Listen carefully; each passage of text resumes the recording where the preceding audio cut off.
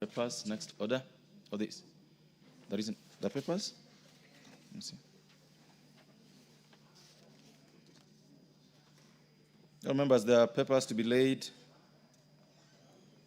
by the following persons. There's a co-chairperson, the Joint Parliamentary Committee on Vetting of Nominees, member of Central Bank of Kenya. Is that ready? Honorable Nyukal, do you have a paper you're laying this morning? Do you? Go ahead.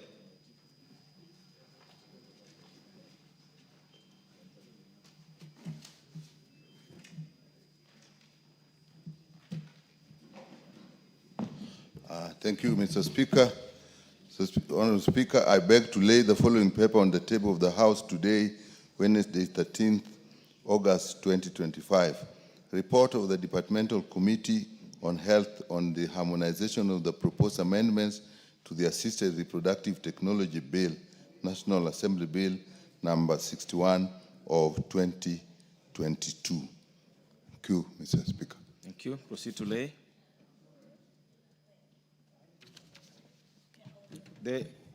Who is the chair, the co-chairperson of the Joint Parliamentary Committee on Vetting of the nominee for member of Central Bank of Kenya?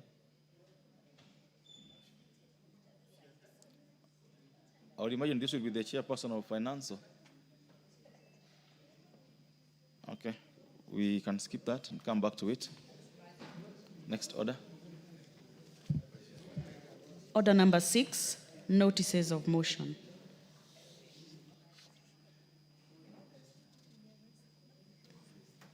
Is the chair of Finance Committee here?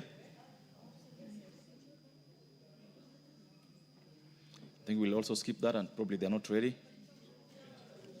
Next order. Order number 7, questions and statements. Oh, members, I want you to be alert so that we're able to do this as quickly as possible. We have in the order paper listed the questions and statements for today. We'll start with the member for Central Imenti.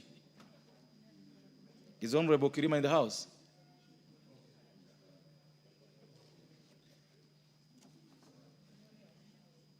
It's not in today, so the question is stood over. On statements, we'll start with Honorable Gian Kagiri. Not in yet. The Honorable Sankaire.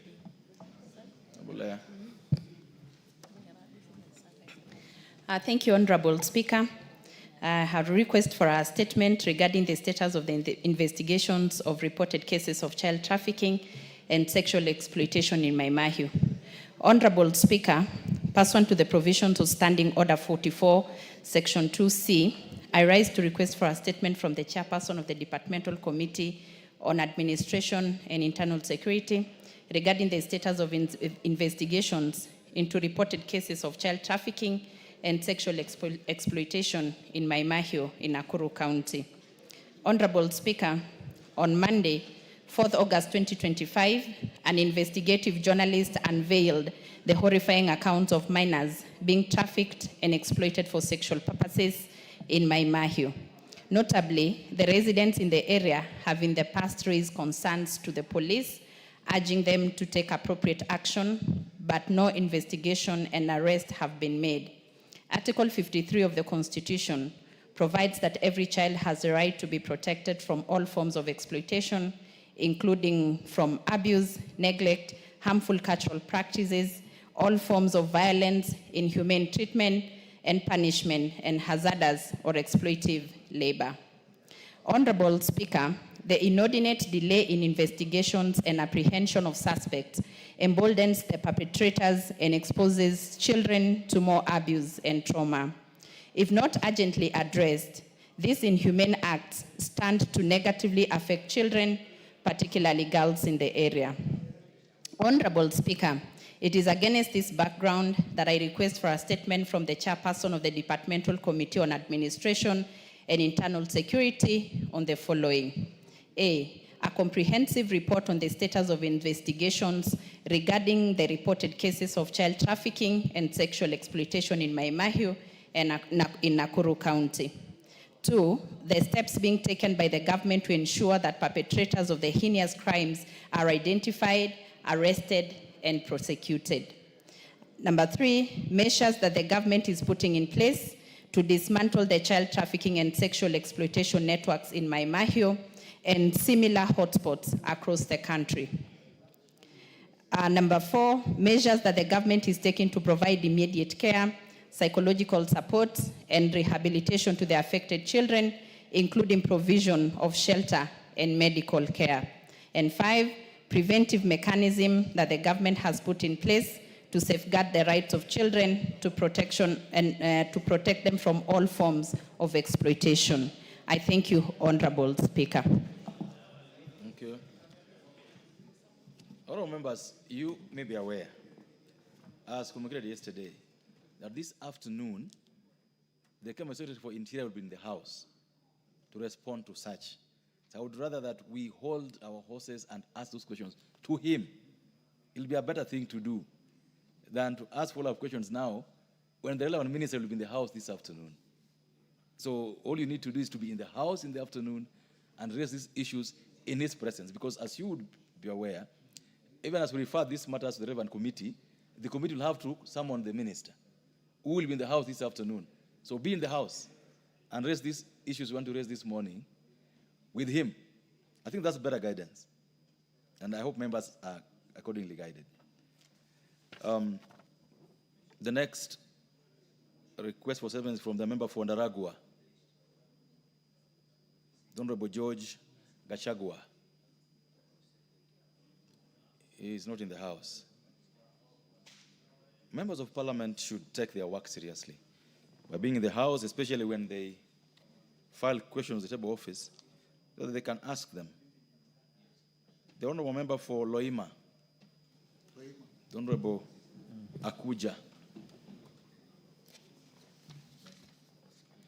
Thank you, Honorable Speaker.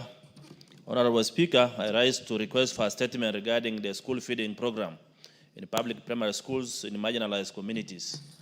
Honorable Speaker, pursuant to the provision of Standing Order 44.2c, I wish to request for a statement from the chairperson of the Departmental Committee on Education regarding the school feeding program under State Department for Basic Education. Honorable Speaker, the school feeding program is a key initiative implemented by the State Department for Basic Education to promote access to education in increasing school enrollment, improving health of school-going children, and enhancing overall academic performance. However, it is deeply concerning the public primary schools in Asal area, especially in Turkana County, are facing acute shortage of food supply since the commencement of each term, which has been a recurring problem. Schools receive food at the end of every term when schools are already closed, which serve no purpose. Many vulnerable children who are motivated by availability of food in schools have been forced to drop out of school.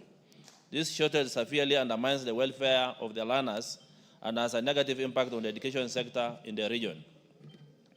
Honorable Speaker, it is against this background that I request for a statement from the chairperson of the Departmental Committee on Education on the following.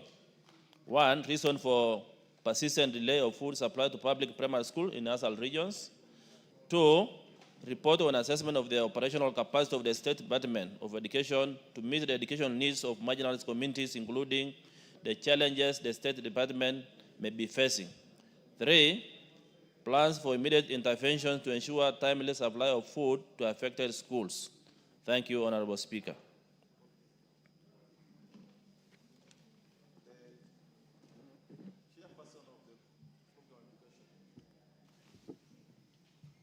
The chairperson on Committee on Education.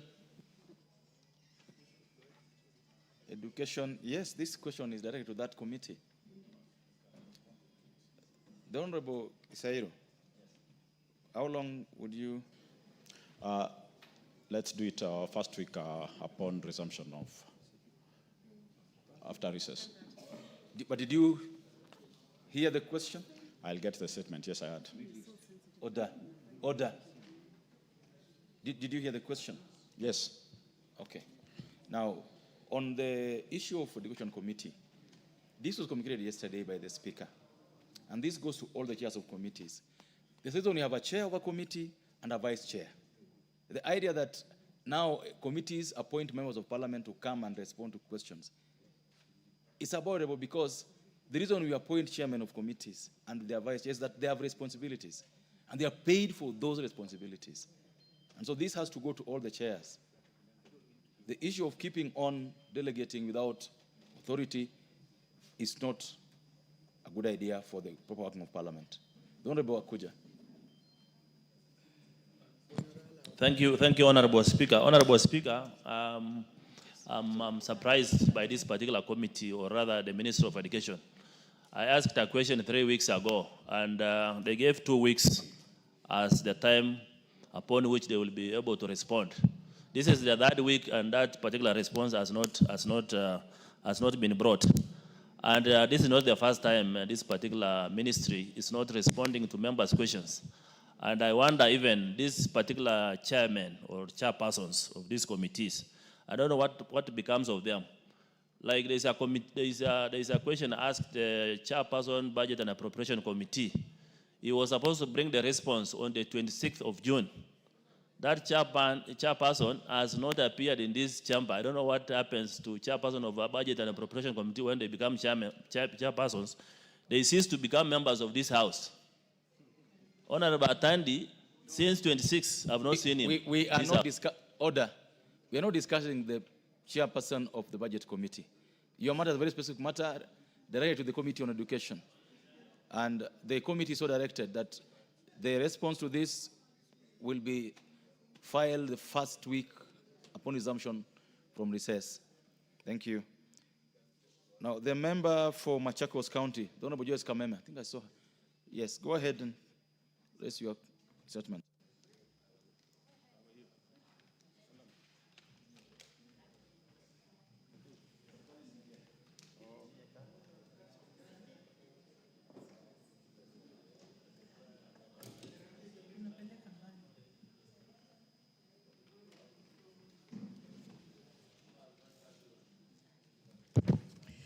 Thank you, Mr. Speaker. I request for a statement regarding the safety and security of pedestrians using the Mlolongo Footbridge. Honorable Speaker, pursuant to the provision of Standing Order 44-2C, I rise to request for a statement from the chairperson of the Department Committee of Roads and Transport regarding the safety and security of pedestrians using the Mlolongo Footbridge.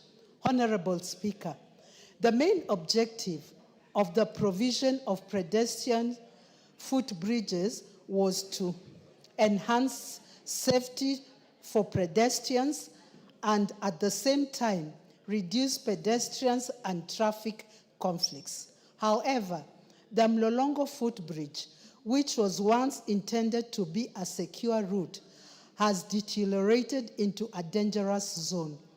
It is now frequently used by border riders, posing a serious risk to pedestrians, particularly during peak hours in the morning and evening. In addition, the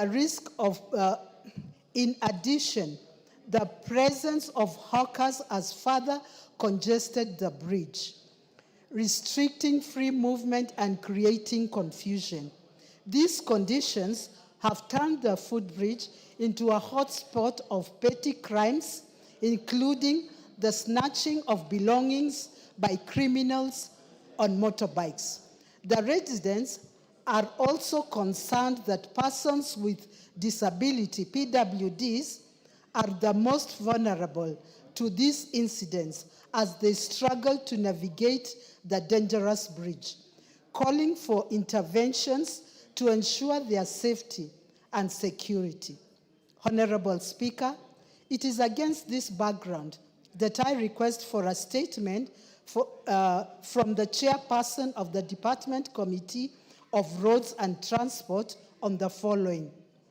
Measures taken to ensure the safety and security of pedestrians, particularly persons with disability, using the Mlolongo Footbridge. Number 2, steps taken to regulate and support hawkers in a manner that safeguards their livelihoods, which preserving pedestrian safety when crossing the footbridge. And the third one, the immediate steps taken to stop unauthorized use of the footbridge by motorbike riders and the initiatives made to provide alternative routes or designate space for motorbike users, thereby reducing congestion on the footbridge. Honorable Speaker, thank you. Request for statement is directed to the relevant committee, the Committee on Transport and Infrastructure. Is the chairperson in the House? And the vice chairperson? The Honorable Kameme. The Honorable Kamene. What have you just done? Just hold on. Honorable Kamene. You've done what you've just done twice. It's never done like that. When I called your name, you crossed like that without doing the right thing. You've now just done the same thing again.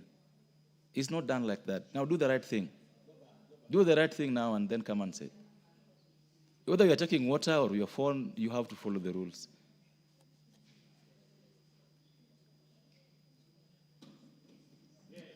Well done.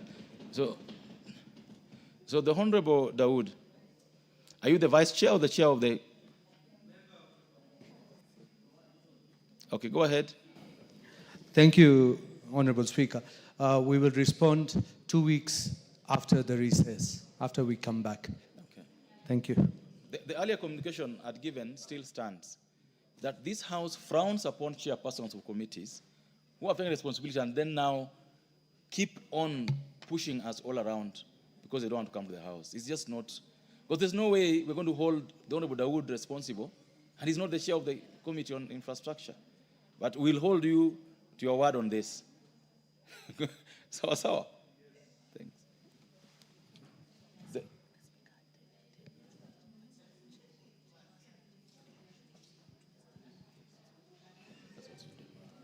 Now, I will indulge the member from Ndaragwa, who has just walked in to raise his statement.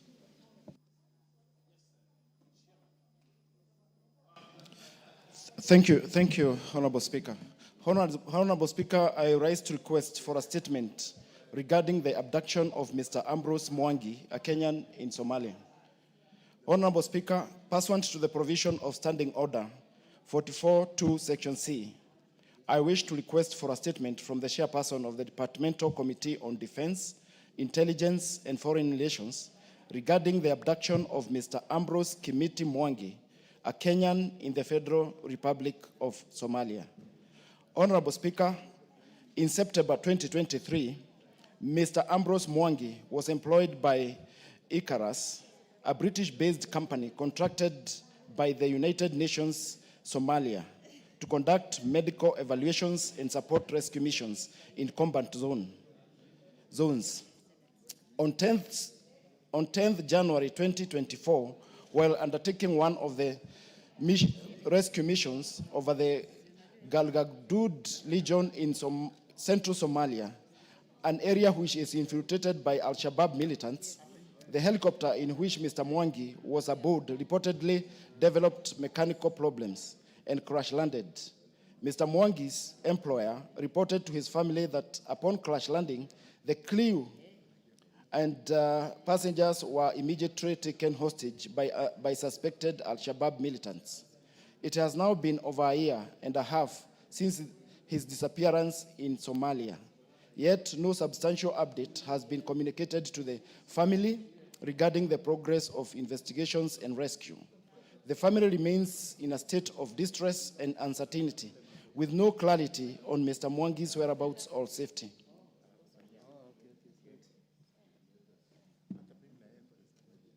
The situation raises serious concern about the safety of Kenyan citizens working abroad, as well as the effectiveness of our diplomatic interventions in such situations. Honorable Speaker, it is against this background that I request for a statement from the chairperson of Departmental Committee on Defense, Intelligence and Foreign Relations on the following. 1.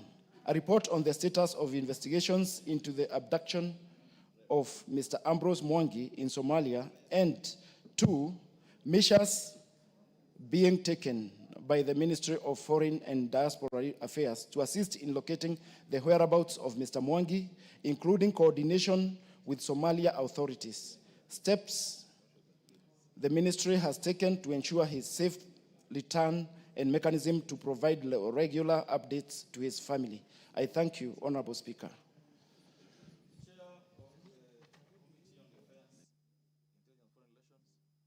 This question is, of course, committed to that committee.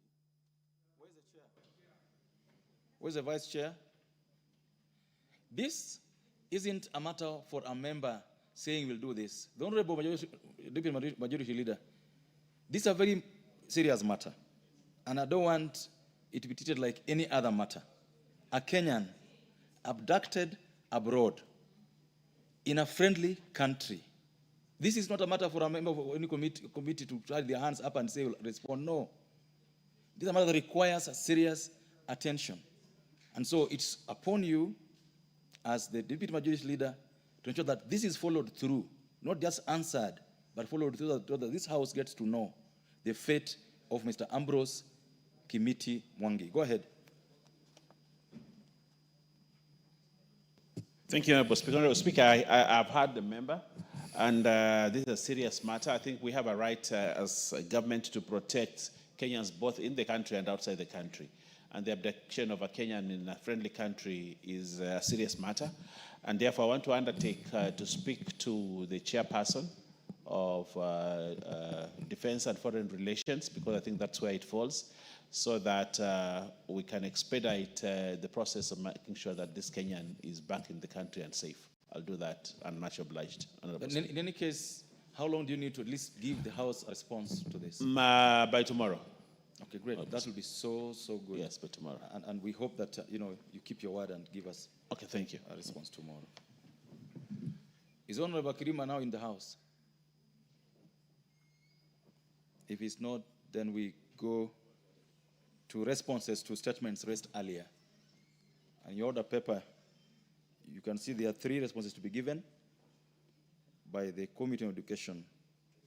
That's a statement requested by the Honorable Bonaya, one by the Honorable Anthony Oluoch, and another by the Honorable Anna Muratha.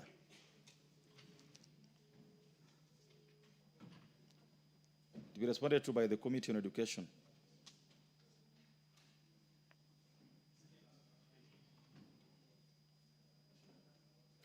The chairperson of Committee on Education?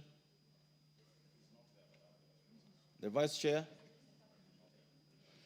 The Honorable Gisairo, you will walk out from this house and look for your chair. When he comes, I'll allow him to respond. Otherwise, I won't allow you to do so for the obvious reasons stated earlier. Yes, look for him or the vice to... Okay, good. So those questions will not be responded to for that reason. And I don't need to belabor that going forward, the House will not allow an ordinary member to respond to questions on the floor, because you have chairs and vice chairs. This is the order from the Speaker, and the chairs better take note and act accordingly. Next order.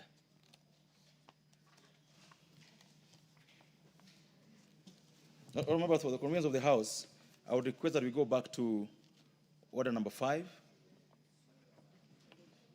and then order number 6 accordingly. On the matter that we had stood over, the matter of vetting of the member nominated to be member of the Central Bank of Kenya. The Honorable Naomi Wako.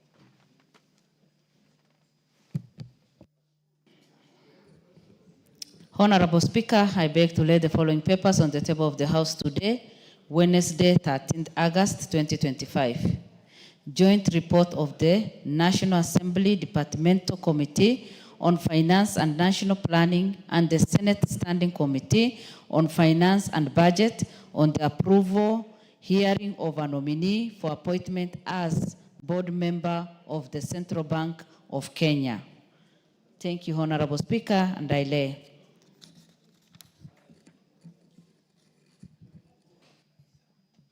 Next order.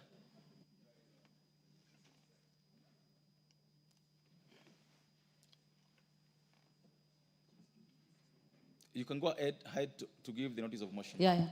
Thank you. Thank you, Honorable Speaker. I give notice of motion on co-chairperson Joint Parliamentary Committee on vetting of the nominee as a member of the board of the Central Bank of Kenya. Approval hearing of nominee for appointment as member of the board of the Central Bank. Honorable Speaker, I beg to give notice of the following motion, that taking into consideration the finding of the Joint Committee of the National Assembly Departmental Committee on Finance and National Planning and the Senate Standing Committee on Finance and Budget on the approval hearing of nominee for appointment as a board member of the Central Bank of Kenya, laid on the table of the House this morning, and pursuant to Section 1 to Section 11.2 of the Central Bank of Kenya, Act Cap 491, this House approves the appointment of Mr. Pius Angasa as a board member of the Central Bank of Kenya. Thank you, Honorable Speaker. Thank you. The Honorable Sunkwili, what is out of order? For purposes of moving a motion, for purposes of moving a motion, giving notice of motion, is the member in order to say that this house is laid on the table of this House this morning, because tomorrow that motion will not be reading this morning. It will read the exact date. Can't she read the motion the way it will always appear? The Honorable, for clarity, and you know the Honorable Sunkwili is now a ranking member. Go ahead and do what is requested that you do. Honorable Speaker, I beg to give notice of the following motion, that taking into consideration the finding of the Joint Committee of the National Assembly, Departmental Committee on Finance and National Planning, and the Senate Standing Committee on Finance and Budget on the approval hearing of the nominee for appointment as a board member of the Central Bank of Kenya, laid on the table of the House on Wednesday, 13th August 2025, and pursuant to Section 112 of the Central Bank of Kenya, Act Cap 491, this House approves the appointment of Mr. Pius Angasa as a board member of the Central Bank of Kenya. Thank you, Honorable Speaker. Done. Members of the conveners of the House, informed that the Honorable Kirima and the Honorable Kagiri are now in the House. We request members that when you have what is listed in the order paper, you be here on time and early, because it's only through your presence that we get quorum and we also carry out the business of the House. So the Honorable Kirima, go ahead and request your statement. Thank you, Mr. Speaker. Sir, I'm very sorry that I was caught up in a very bad jam. Thank you. My question, Mr. Speaker, sir, is that that's question number 069 of 2025, of which is that I'm asking, could the Commission, State Measures the Teachers Service Commission, is taking to address the long-standing unemployment of P1 trained teachers who have been remained and absorbed since the year 2010. Number two,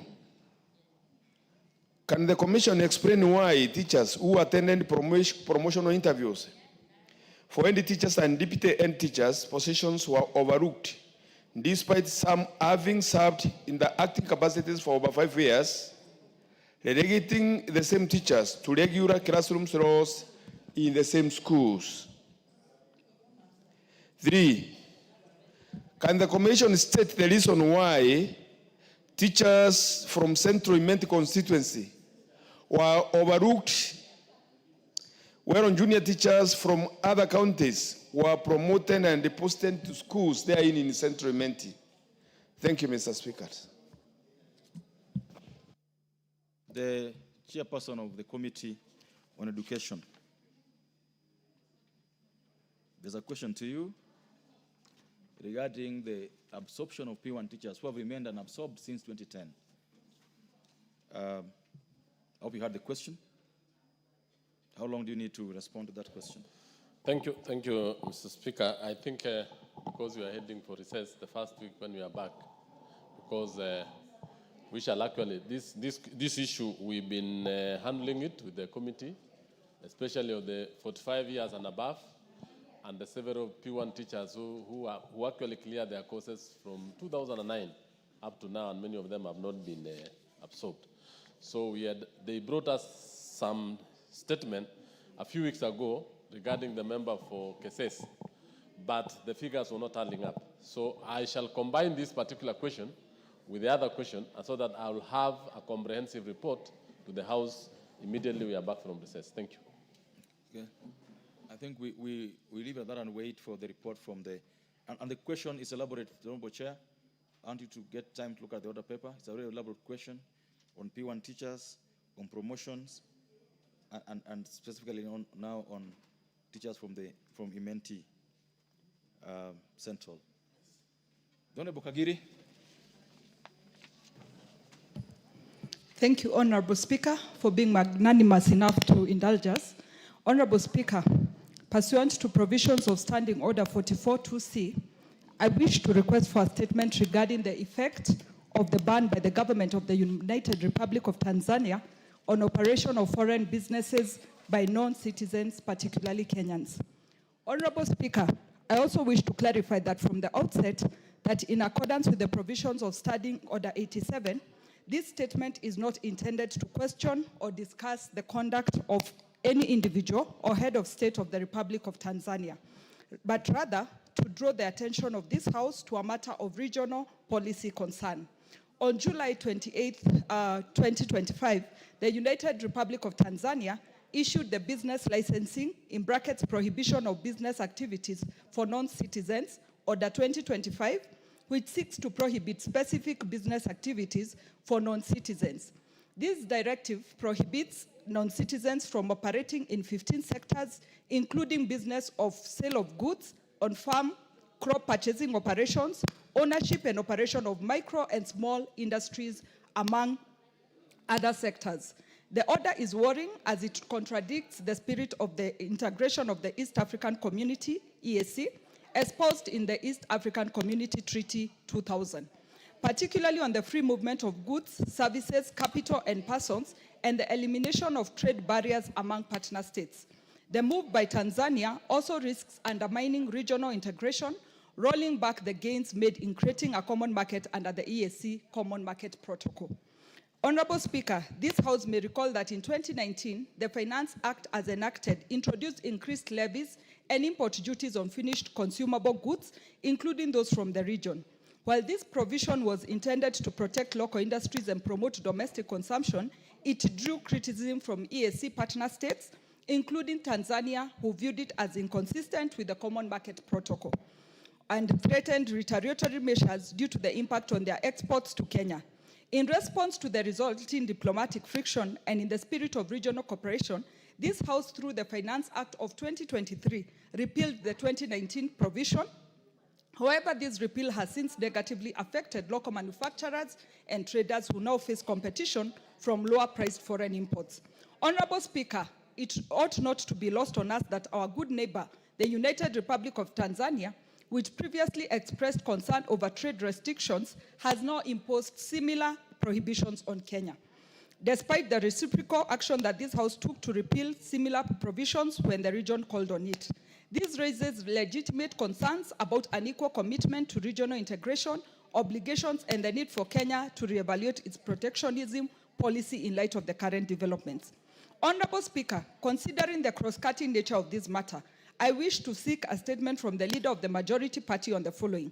Number one, the immediate steps taken by the Departmental Committee on Defense and Foreign Relations and the Select Committee on Regional Integration to intervene in the matter with a view to securing a reversal of the business licensing prohibition of business activities for non-citizens, Order 2025 by the government of the United Republic of Tanzania. Number two, protectionist considerations to be made by the Departmental Committee on Finance and National Planning in re-examining the possibility of reinstating the 2019 provisions on imposition of import duties on finished consumables from the region, and similar considerations to other sectors as steel and cement in light of the recent developments by the United Republic of Tanzania. A report on, number 3, a report on the steps taken by the Departmental Committee on Trade, Industry and Cooperatives and the Select Committee on Regional Integration in engaging the Cabinet Secretaries for Ministry of Investments and Trade and Industry and the Ministry of East African Community, EAC, the ASALs and the regional development on the measures being taken by the government to address the policy by Tanzania and its impact on the Kenyan traders. Thank you, Honorable Speaker.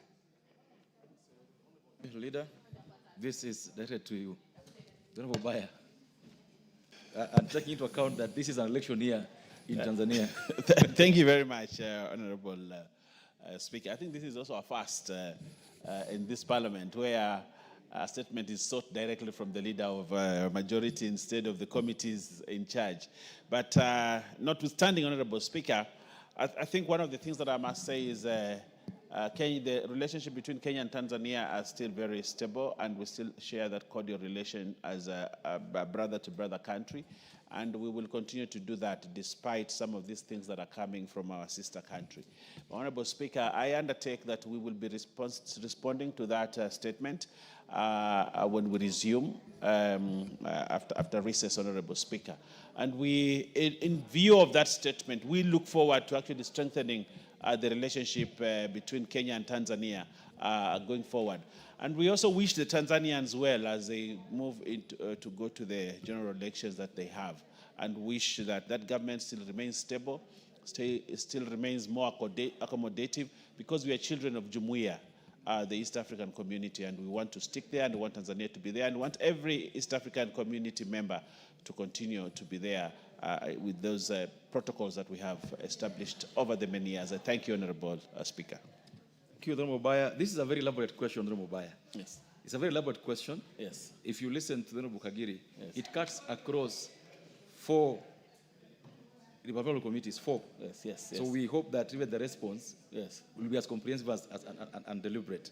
No, we will engage all the ministers involved. We'll engage all the ministers, and especially the minister in charge of East African Affairs. We will and Foreign Affairs, and all those, we will put them together, and Minister of Trade also, and Investment, so that we have an elaborate question. Probably from that, this question, we may move to policy and ask our East African Legislative Assembly actually to look at all these matters and push a policy so that we don't have this kind of matter going forward. I thank you. Thank you.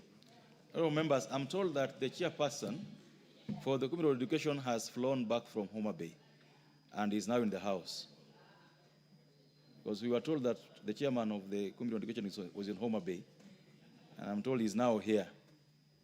And I would allow him to respond to the questions by the Honourable Mumina Bonaya. I've just seen the Honourable Murada walk into the House, and the Honourable Anthony Olwach. But before he does so, all members, order. Join me in welcoming students from Njenga Karume Primary School, Kiambaa constituency, Kiambu County. They are sitting in the public gallery, and they are welcome to the National Assembly this morning and with the Houses of Parliament. So the Honorable Meli, the floor is yours. Be as brief as possible for this indulgence we're giving to you. Yes, Mr. Speaker, I rise to give us a statement as requested by honorable members. But first and foremost... Order. The Honorable, what is out of order?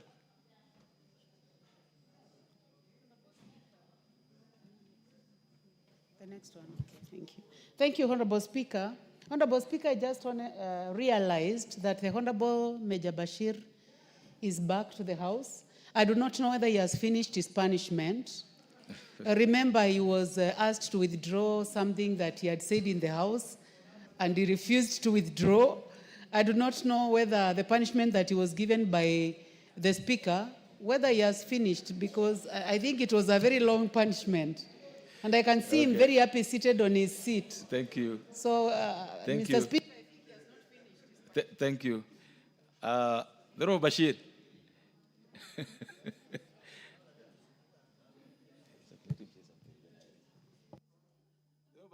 How long was your punishment? Honorable Speaker, my punishment was actually for that particular session. The Speaker actually said that you'll be out of the Parliament for the remainder of the session. So that was that particular session. Not for the whole session of Parliament, but for that particular day. Thank you. I confirm that Honorable Bashir has finished his term of imprisonment and is rightfully in the House this morning. Honorable Meli, go ahead.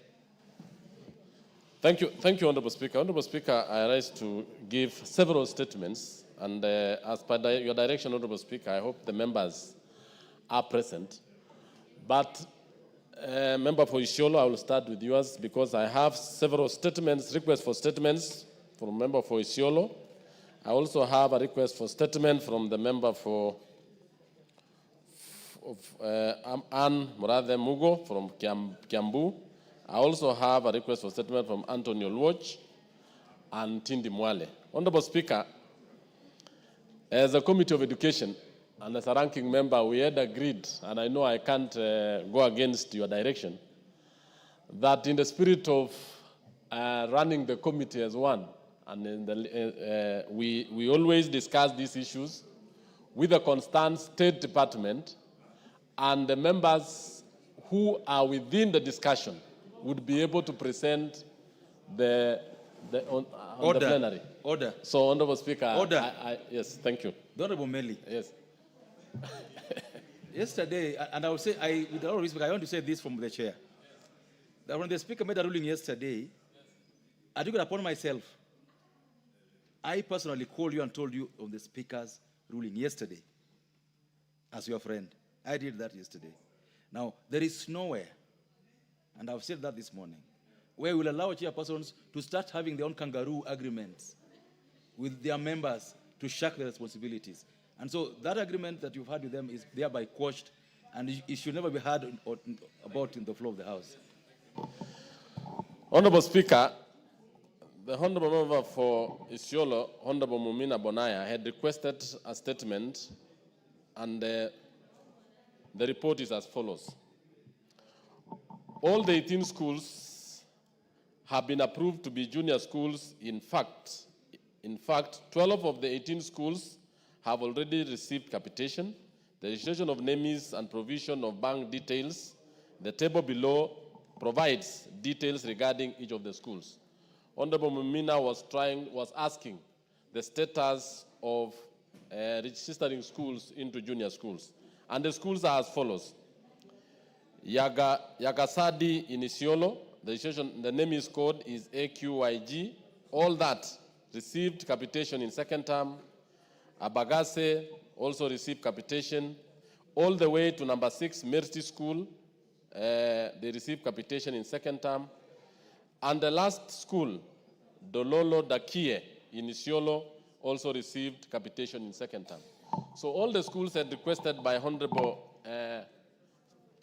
Member for Isiolo have actually been registered as junior schools and had received capitation, and they have been indicated. I wish also, we wish also to indicate that the construction of grade 9 classrooms, the county has equitably done in the context of available resources, driven by the need to promote access, especially in the marginalized areas.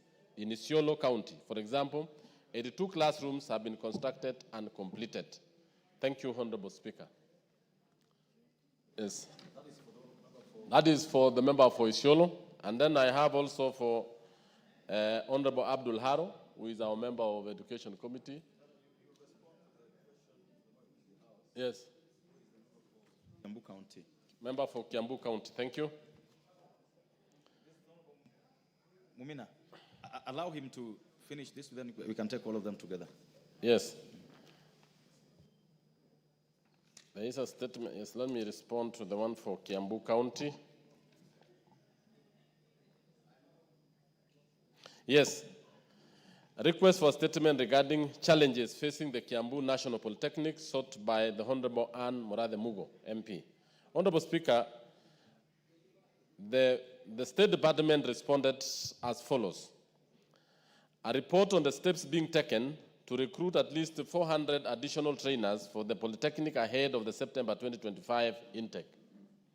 The National Assembly has allocated a total of Kenya shillings 2 million for the recruitment of additional TVET trainers across the country in the current financial year 25-26. The recruitment proposal for the current financial year 25-26 targets a total of 5,500 trainers. Currently, the institution has 163 trainers employed by the Public Service Commission and 138 by the Board of Governors. The institution will benefit from the additional allocation of trainers in proportion with the institutions across the country. This will be done once the projected recruitment has been undertaken. Section 2, response for the delays in disbursement of capitation and measures put in place to expedite the exercise of help loans and scholarships to students in the polytechnics. Honorable Speaker, the main reason for the occasional delays in disbursement of capitation to TVETs is occasioned by the delay in the release of exchequer by the Treasury. For instance, exchequer requisition for capitation for financial 24-25 were made as and released as follows. So this is actually what the State Department is saying, that capitations, exchequer releases are the main issues. One, capitation, they released amount 1,102,194. The date of requisition was 6/9/2024, but they got the money on 16th of November. No, 16th of September 2024. The remaining capitation of 3 billion, they made the requisition on 23rd December 2024, but they got the money on February 2025. So the delays is not actually the issue of State Department. It is the issue of the release of the exchequer by the National Treasury. So the State Department states that we continue to engage with the National Treasury to ensure the provision of adequate budget and the timely provision of funding to TVET institutions.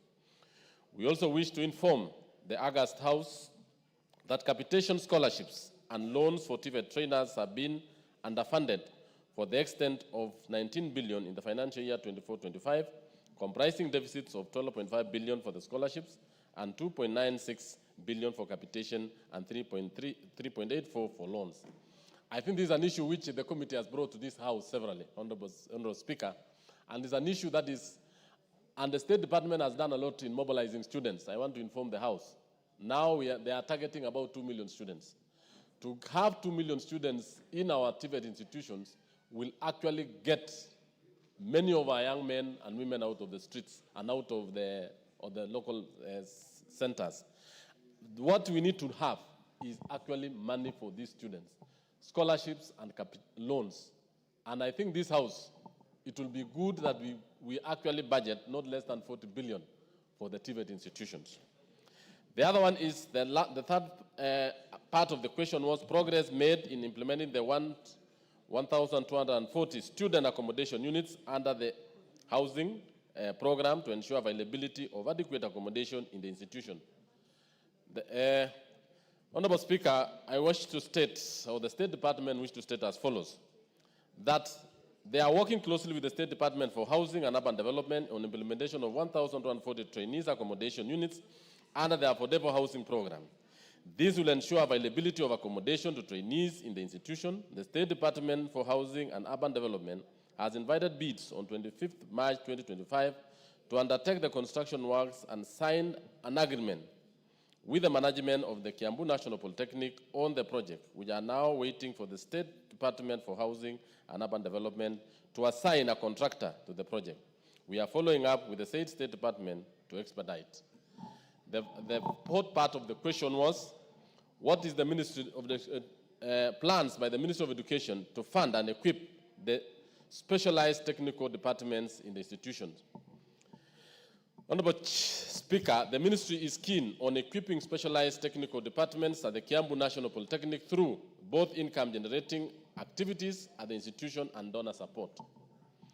Currently, with the support of the German government, the Ministry is providing infrastructure and equipment in industrial mechatronics to support development of skills in industrial automation and agriculture and value addition.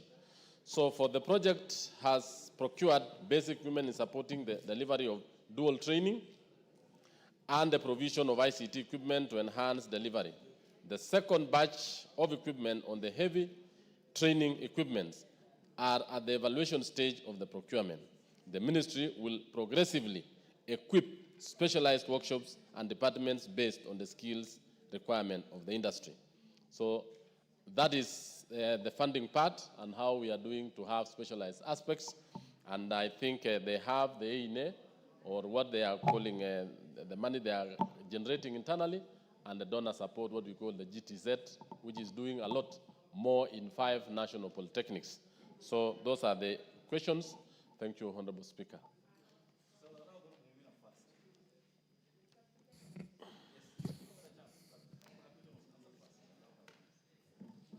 Mina. Thank you, Honorable Speaker. Honorable Speaker, I would like to thank the committee chair for the response they brought to the floor of the House on registration of junior secondary schools in my school, in my county, sorry. But Honorable Speaker, the reason why it took my intervention to have this school registered it has everything to do with how the ministry is misusing NEMIS to deny funding to the schools and delay registrations of our schools. In my county, I have so many schools where, while the schools register students on NEMIS, on this end, their details are removed. And the funding that they send to those schools are less than what is required and the number of students that they are keeping in those schools. Similarly, they are using NEMIS to deliberately delay registrations of schools because they don't want to send resources to these schools. So, Speaker, this is a matter that seriously needs to be looked into, and we can't move on like this. We can't go on like this because every time head teachers are crying to us saying that there are debts that they're not able to pay because they are keeping too many students in the school, and on this end, the ministry is sending less than what they've registered on NEMIS. Wait, the Honorable Chair, this is a very straightforward matter that I think we don't need to do a back and forth on it. Yes. Yeah. The member standing on the aisle, you either be on the right or the left of the aisle, but you can't stand on the aisle for 10 minutes. This should be straightforward. Yes. Yeah. Thank you. Thank you. Mr. Speaker, I agree with the Honorable Member. And this is an issue which the committee has been really pursuing every other time, in the sense that every other time the students captured in NEMIS and the actual students in the school has not been adding up. So that is why the Committee on Education did actually petition the ministry and the CS to make sure that we have a comprehensive application where it will be able to capture all the students and be able to have a modern system where the students in school physically and the students captured at the ministry are the same. Okay. That is why they proposed the introduction of chemis, which is going to be used from basic all the way to university. Okay, so great. I agree with you, and that is why they are doing that correction. Thank you. Sometimes there's nothing wrong in the committee. Isiolo is not in Uganda or Tanzania, it's in the country. Why can't the committee just do a spot check in one of the schools one of these days? If members of parliament are saying in their schools the numbers are 800, but the others are saying are 400, the committee can just do a spot check in 3-4 schools and give us a report. Why do you want to depend on the report of the ministry? Just do a spot check. Mr. Speaker, I just want to say this. Our committee has really been having spot-on checks across national polytechnics, across universities, and we are actually on top of it. Even the other day, we are proposing to visit schools to find out the relationship between the actual students in classroom and the students captured on NEMIS, and even the SEQUI projects. In fact, in this research, we are supposed to move around all the schools on that particular matter. You're waiting for that report. The member for Kiambu.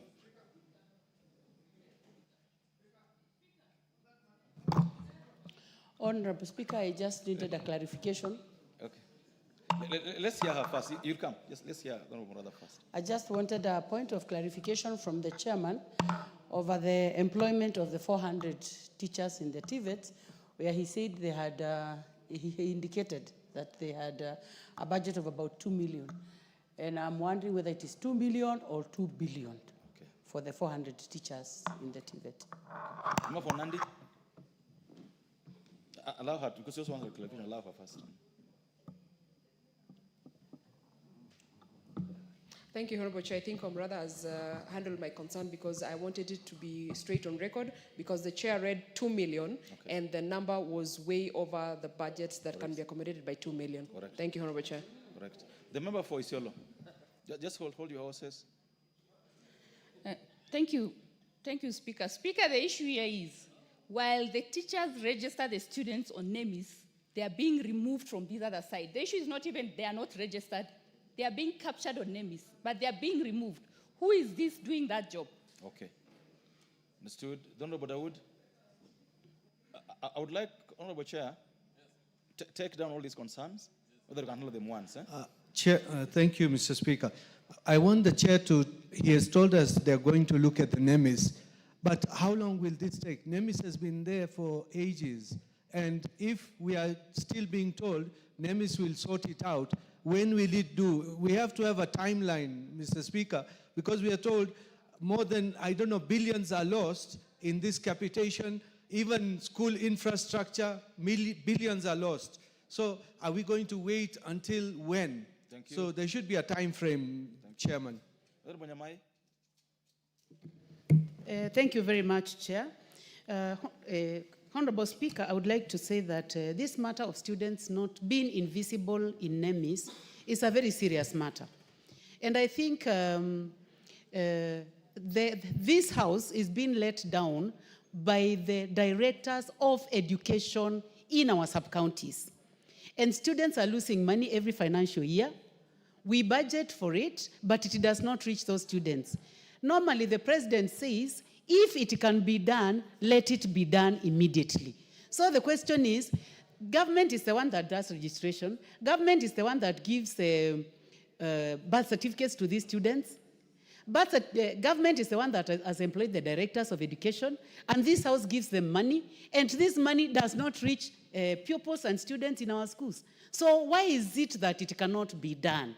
So I would like to ask, just like my colleague from Isiolo is saying, can the chair give us timelines on when all the students in our primary and secondary schools will be captured in NEMIS? Thank you, Chair, for the opportunity. To be.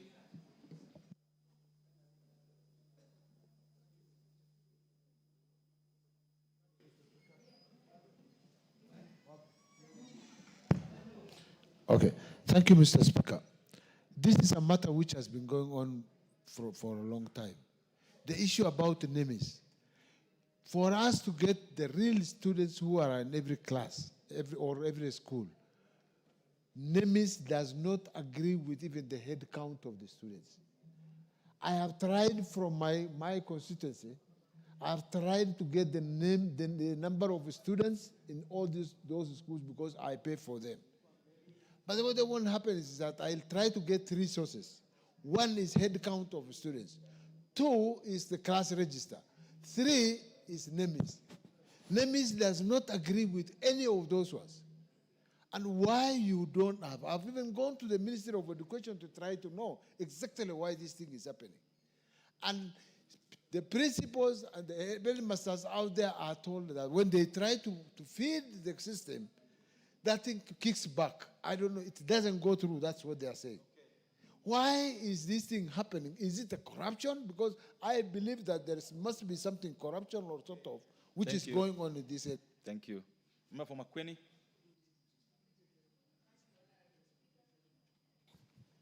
Thank you, Honorable Speaker, for giving me this opportunity. Actually, the issue that is being discussed on this floor is a very thorny issue.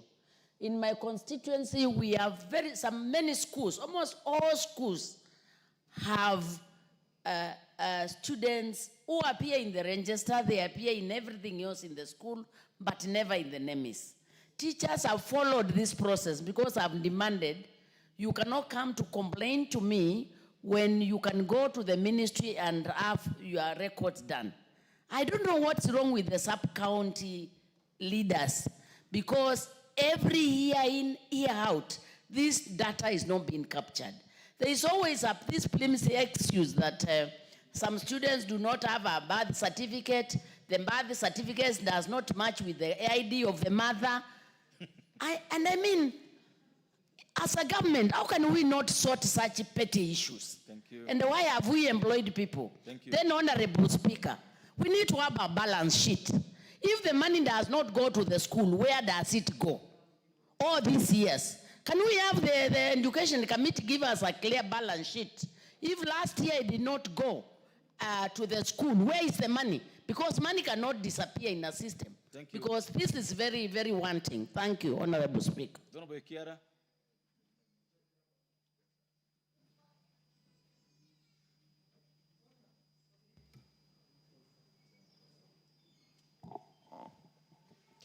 Sorry, Honorable Speaker, thank you. Honorable Speaker, I want to join my colleagues in the concern of this matter of EMIS and what is happening in this republic. We may keep blaming the directors of education, we may keep blaming everyone else, but the bottom line is our teachers who are running these schools, they are really suffering.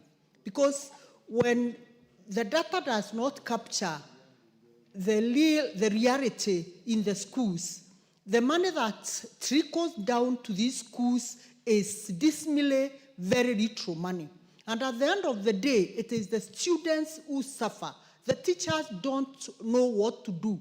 So, Honorable Speaker, I want to say, let the Education Committee be head on with the Ministry of Education so that we know what exactly happens at the ministry headquarters before we really blame on the education or at the sub-county level, because the buck stops in the office of the person who is responsible of overseeing the Ministry of Education. Thank you. We stop apportioning blame. Thank you, Honorable Speaker. And lastly, the Honorable Hilary Kosgei on this.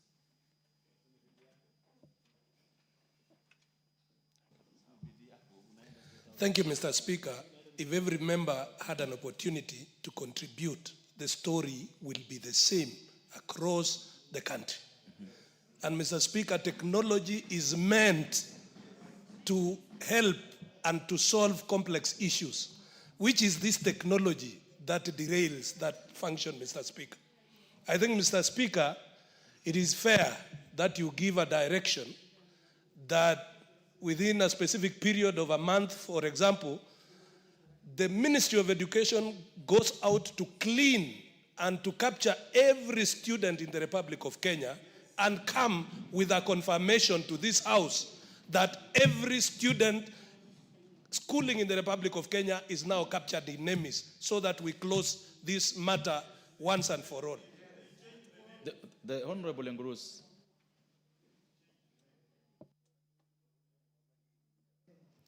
Thank you, Mr. Speaker, for giving me this time to add my voice on the issue that is discussed on the floor of this House.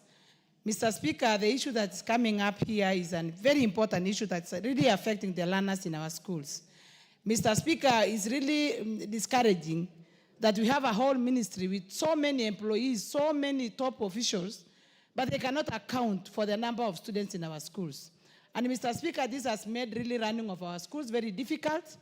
Sometimes even keeping the students in our schools is really becoming a big problem, because managing our schools without having the real number, without complying with the resources that are supposed to go down to the schools, becomes very difficult to manage our schools, Mr. Speaker. And this has really affected the learning, because sometimes even taking care of the students without having the right resources, because of the number that's being submitted by the ministry, is really a shocking story to this country. So, Mr. Speaker, we want to task the Ministry of Education that the number of the students should always tally with the number that is in the NEMIS, because that will reflect on how much resources will go down to the schools. Another problem, Mr. Speaker, is that if the system is really not working and it's not adding up, why don't we have a parallel manual program that the ministry can capture the number of students per school, such that at a certain point they can be able to compare the number in the NEMIS, and also have a manual register which can capture all the students in a school. Because you can imagine, you can have 1,000 students in a school, but in the NEMIS, you can have less than 300. So who will account for the number that's missing? So, Mr. Speaker, something needs to be done. Thank you. And the Ministry of Education should be up to the task. That's the Chair of Education Committee. Thank you, Honorable Speaker. Honorable Speaker, I agree with the sentiments of the members, and I want to give a brief, just short story, and I want to say my former chair education,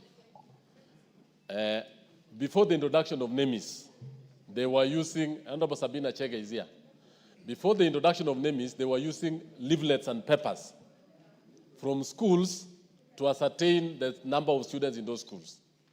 After our visit to the US, and we saw the US charter schools, that is when NEMIS was introduced. And we realized that there was a complete mismatch between the list brought by the principal to the Ministry of Education and the actual students on the ground, because they were just adding it up.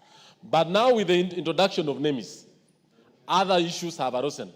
And I want to tell the House that about in June this month, the new principal secretary launched chemis.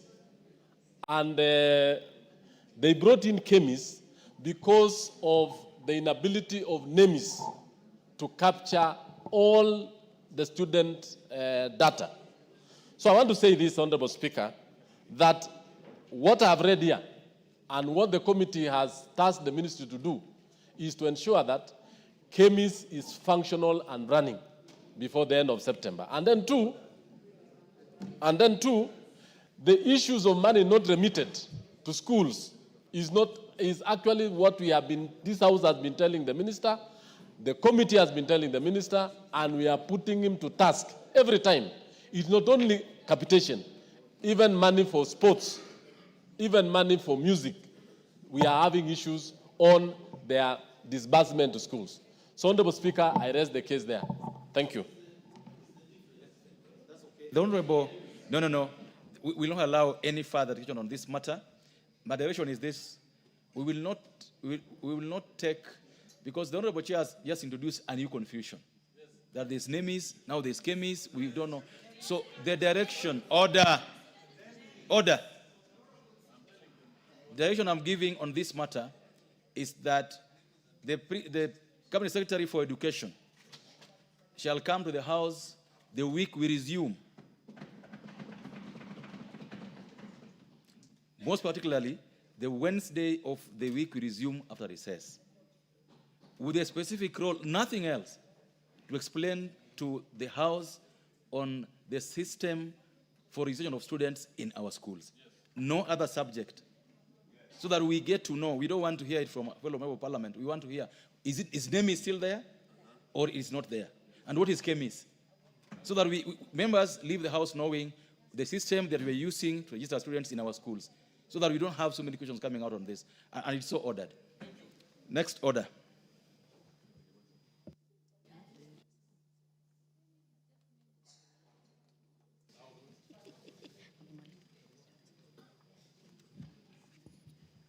Order number 8, the Breastfeeding Mothers Bill, National Assembly Bill number 8 of 2024, second reading. Question to be put. Order. Now, all members, debate on this motion, or this bill was completed last week, and I now put the question. Order. I now put the question that the Breastfeeding Mothers Bill, National Assembly Bill number 8 of 2024, be now read a second time. Will as many other opinion say aye? Aye. Will as many other contrary opinion say nay?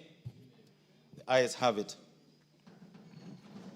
A bill for an act of parliament to make provision for breastfeeding mothers, to provide for employers' obligations towards breastfeeding working mothers in the workplace, to provide for baby changing facilities for use by the public and for connected purposes.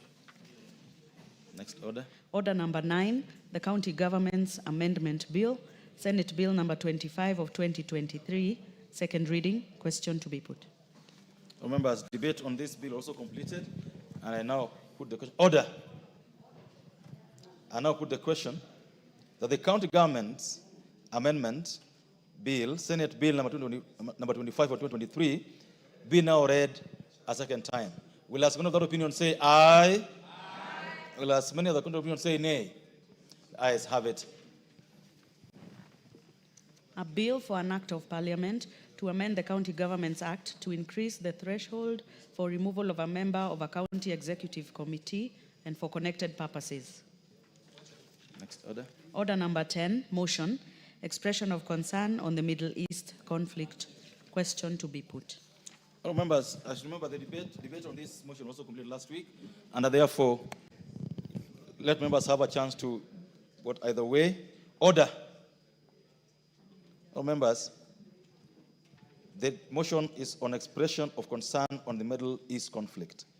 That, aware that Kenya ratified the United Nations Charter on Human Rights on 31st July 1990, and further recollecting that among the rights enshrined in the Charter is the right to life and self-determination by people, cognizant of the fact that Israel occupation of Palestine territory in Gaza and the West Bank has been characterized by disproportionate and indiscriminate use of force, concerned that this has deepened the humanitarian crisis in the region, including the destruction of infrastructure, widespread civilian casualties, and the willful killing of Palestinian civilians, including children in the occupied territories by the Israeli army. Noting that these grave breaches amount to war crimes, flagrant violations of international humanitarian law, and crimes against humanity, concerned that the recent escalation of hostilities between Israel and Iran, including cross-border strikes and retaliatory attacks, threatens to engulf the wider Middle East region in conflict, recalling that Kenya has previously suffered attacks on its soil as a result of the Middle East conflict, including the 2002 attack on the Paradise Hotel in Kampala, appreciating that United Nations General Assembly recently passed a resolution demanding an end to Israel's unlawful occupation of Palestinian territories and urging compliance with international law, further appreciating the urgent need for international community, including regional powers and the United Nations Security Council, to intensify diplomatic efforts aimed at achieving an immediate ceasefire, facilitating humanitarian access, and initiating inclusive peace negotiations in the Middle East. Appreciative of the role Kenya has played regionally and internationally in global peace initiatives and in mitigating violations constituting crimes against humanity, and in solidarity with the Palestinian civilians subjugated by Israel, this House now expresses deep concern over the dangerous escalation in hostilities in the Middle East and threatens international peace and security across the Middle East and beyond. 2, reaffirms Kenya's proactive commitment to a peaceful resolution of disputes through negotiation, diplomacy, and adherence to the principles of the United Nations Charter. 3, urges all parties to the conflict to protect civilian lives and infrastructure in accordance with the Geneva Conventions and international humanitarian law, and to exercise maximum restraint and immediately cease further acts of aggression, including aerial bombardments, missile strikes, and other forms of military escalation. And 4, calls on the international community, including the United Nations and regional powers, to intensify diplomatic efforts aimed at escalation and restoration of dialogue and a return to the frameworks of international law. Will as many of that opinion say aye?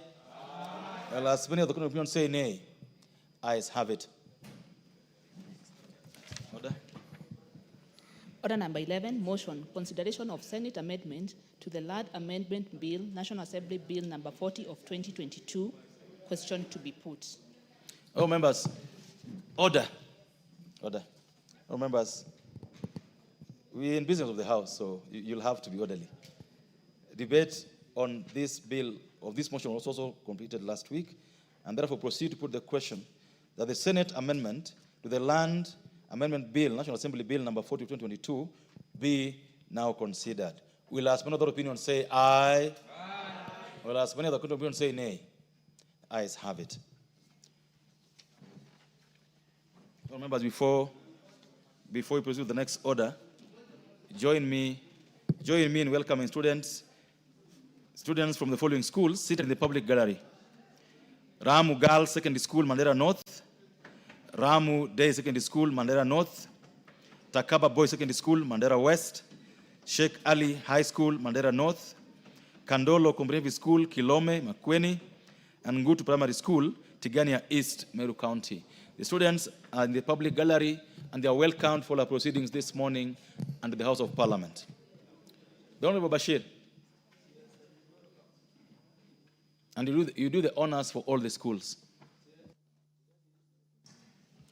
Thank you, Honorable Speaker. I want to take this opportunity to welcome all the schools that have visited the National Assembly this morning. And I want to urge them that it is a place of honor and you will learn a lot. In particular, I want to send my facilitation to Sheikh Ali High School, Ramu Girls, Ramu Day, and my neighboring school of Takaba. And I ask them that join us in seeing what Parliament and parliamentarians can do. And I'm sure that as you grow up, you'll be able to take up some of the roles that we do here currently. And I'm sure you came back from the music festivals and you did very well, and congratulations at the same time. So you are most welcome to the National Assembly and within the precincts of Parliament. Enjoy your time. Welcome all of you. Oh, members, as you're aware, the students are here to visit us. It's not a business of the House, and they are all welcome for our proceedings. Next order. Honorable Tubi, what is out of order?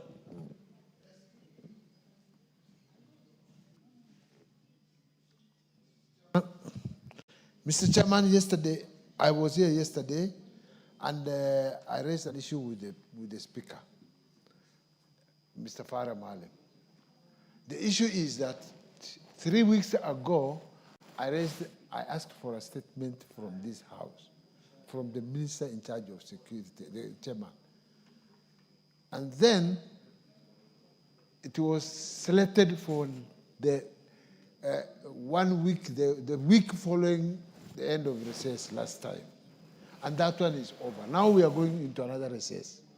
And that's a matter concerning Isiolo, on the issue of whatever is happening in Isiolo, which is known by everybody, which has happened. Chaos is happening in Isiolo. And that chaos has something to do with the impeachment of the governor. Isiolo is ungovernable. Isiolo has problems. People are being killed here, left, right, center, and nothing is happening. And we have tried to ask about that, and then that question has not been answered to date. And now, yesterday I was promised it's going to be brought today, and it's not in the order paper, both of you. Hey, Honorable Tubi, I think your concern is noted. You may be aware that the relevant committee is this morning conducting a vetting exercise on nominees for National Police Service Commission, but they'll be in the House in the afternoon. And as I'd said earlier in the morning, that even the CS for Interior will be here in the afternoon. So just be in the House and raise these matters at the right time in the afternoon today. That is, there's nothing to respond to, Honorable Tubi. I've just communicated that the committee, the relevant committee, is, as we speak, conducting a vetting exercise on the nominees to the National Police Service Commission. That's why the chair is not in the House. We know that he'll be in the House in the afternoon. We also know that the CS for Interior will be in the chamber in the afternoon. So my advice to you is that be in the House in the afternoon to raise these issues with both of them. You are accordingly advised. Next order. Order number 12, Committee of the Whole House.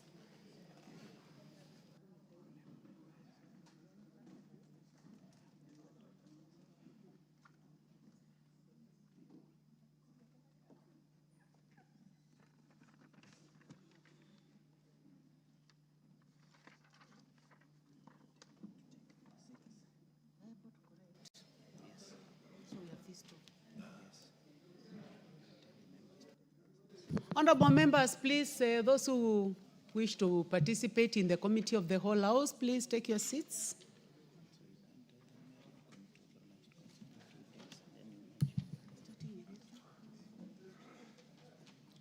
So, honorable members, we are considering the Senate amendment to the Land Amendment Bill, National Assembly Bill number 40 of 2022.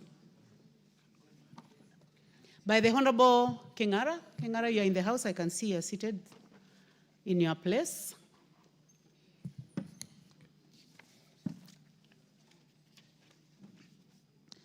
Senate amendment to clause 3.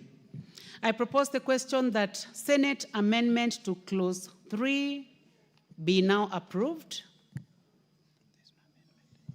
There is no amendment to this, so I now put the question that the Senate amendment to clause 3 be now approved. As many as of that opinion say aye. Aye. As many as have a contrary opinion say nay. The ayes have it. That is all. We have come to the end. I would like now to call upon the mover.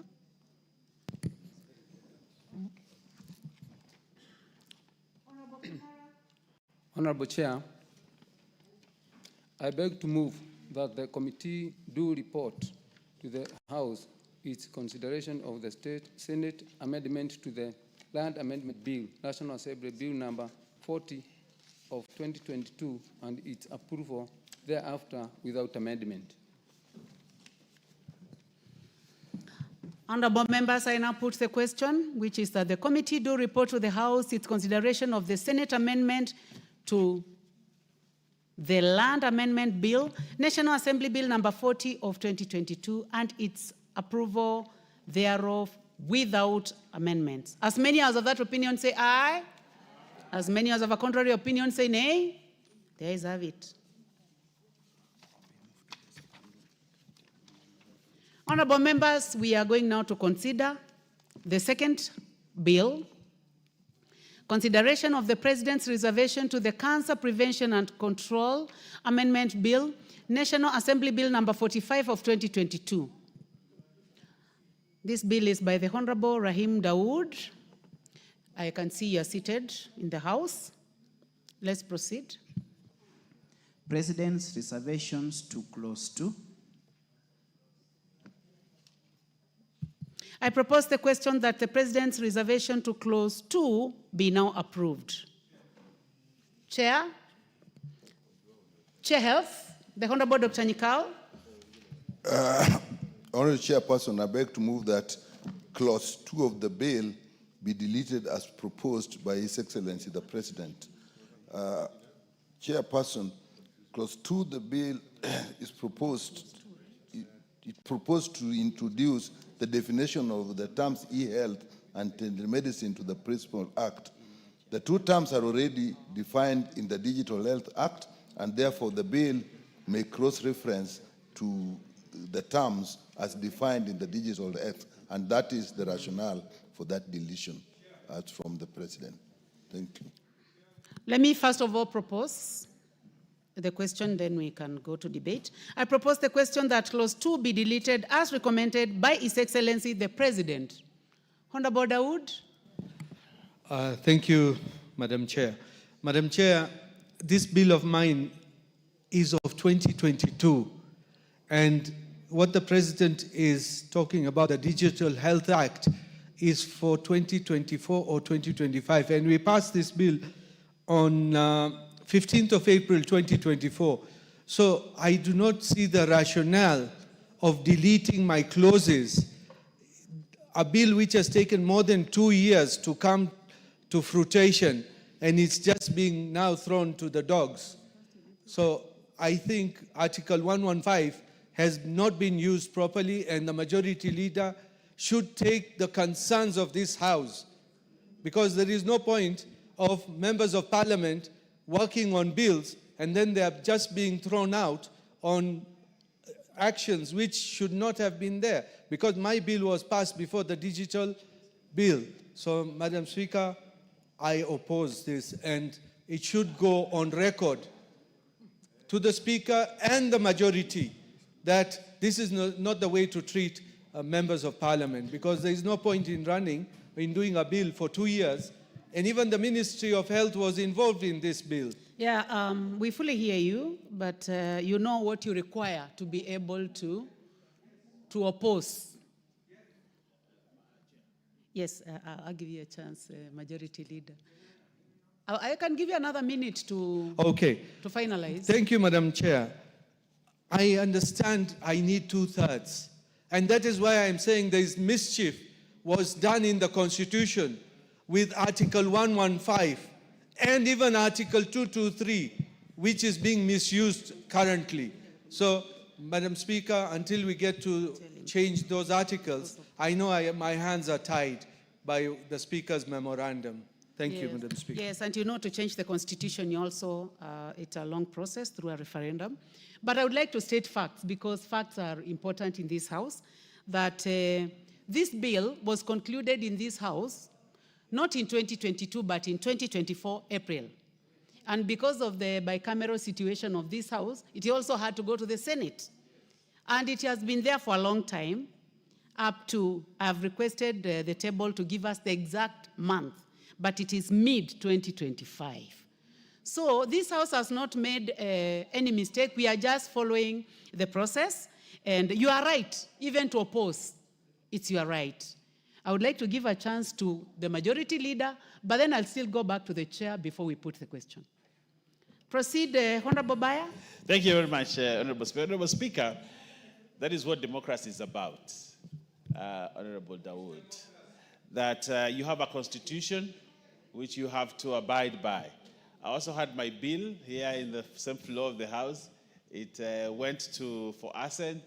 It got a presidential memorandum of reservation, and it came back here. And somehow, because we can't really marshal, otherwise, because of democracy, we should be able to marshal 2/3 and torpedo that the presidential memorandum. But because we cannot, and I want to fully agree with Honorable Dawood, this House is the House that makes laws legislatively. We have the power to do that. But somehow, this Constitution mutilated the power of this House by introducing 115 as a safeguard. But then now we are having the executive make law. Actually, that's what we are having here, that the executive now is making law, which is not their preserve, Honorable Speaker. And if the executive has issues with the law that we are passing, they should bring it through the ministries before we even pass. But to allow Parliament to go through the whole hog, to pass the law, then actually, what I have learned is the ministers go to the president and tell him, please don't sign because of this and that. And then a memorandum is brought to the House. But this is input from actually the executive. Honorable Speaker, I want to say this.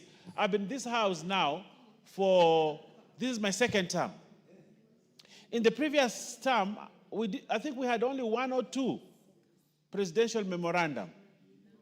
Meaning, therefore, the cabinet members and ministers were working very well with Parliament to ensure we pass the right law.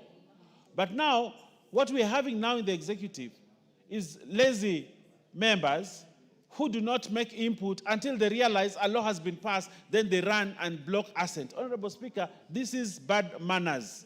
And I want to tell the executive, please participate fully when the law is here. The law allows us to do public participation, to consult with ministries. They should come on board during that time so that at that moment we do not get an opportunity where the president sends a memorandum. Right now, I think we have the memorandum that was for my bill. There's a memorandum that is for your bill. There's a memorandum for the member for Lamu East. And I think there's also another one. We are having a lot of memorandums coming in. This shows there's a problem. And I want to ask the Honorable Musalia Mudavadi's office, the Chief Cabinet Secretary, who have the parliamentary office, to ensure they do their job, to avoid this situation, Honorable Speaker, where a law goes to State House for assent and it is brought back. I think we are working backwards, and I think that should not happen. But Honorable Dawood, you have to bite the bullet on this one. We can pass this one. 6 months after, you can bring a same amendment and use the same whip to change the law. I'll urge you to do that. Otherwise, because you can't marshal the 2/3, Honorable Dawood, we have to pass the law. I think you have done your part. I think you're trying to make justification that you've also gone through the same process. But who do you want to inform, Honorable Dawood? Ourselves. No, before you inform the chair, I'll give you a chance to inform him, but I would like to give a chance to the chair on the deletion. Chair, what has been stated is what the law is. We have said here many, many times that the Constitution has given the executive the opportunity to make law, even if we call it through the back door. But unfortunately, that's what it is. But there's another issue that we look at, is the processes, how we handle our process, the speed with which. In my view, what happened in this case is that the time it took The Digital Health Act came behind this, moved on, and was signed. So by the time this bill is getting, the vellum is getting before the president, the Digital Act is already a law. Therefore, reference can be made to it. If it had gone before the Digital Health Act, in my view, what would have been sent back would have been the Digital Health Act with the information that what you are referencing to is already in the law. So I think our processes, we must also be careful what they do to our bills. Thank you, Chair. There is a point of information from the Honorable Dawood. Would you like to be informed? Information kills nobody. Let me hear the information. Okay, please go ahead and inform the Honorable Dr. Nikal. Thank you, Madam Chair. Madam Chair, this bill was back from the Senate last year in November, and the Health Committee accepted the changes early, I think, in February. So it came back from the Senate last year, not this year, May, as you have been told by the clerk. So that is the information I want to pass. Anyway, thank you very much. But for the record, we have consulted, and this is the order of events. This bill was passed by the National Assembly on the 24th of March. On 27th of March, 2024. It was passed by the National Assembly on that day, passed by the Senate and returned on the 16th of November, 2024. 26th November, 2024. Senate amendments also passed on 15th of April, 2025. And now we have received the reservations from the President on the 1st of July, 2025. So that's how it is in terms of order of events. But most important is that we need to put the question and make a decision. So, honorable members, I now put the question that clause 2 be deleted as proposed by His Excellency the President. As many as of that opinion say aye. As many of a contrary opinion say nay.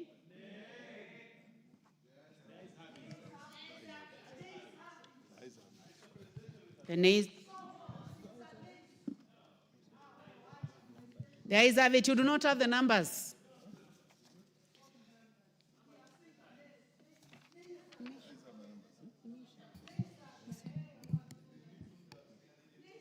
President's reservations to clause 3.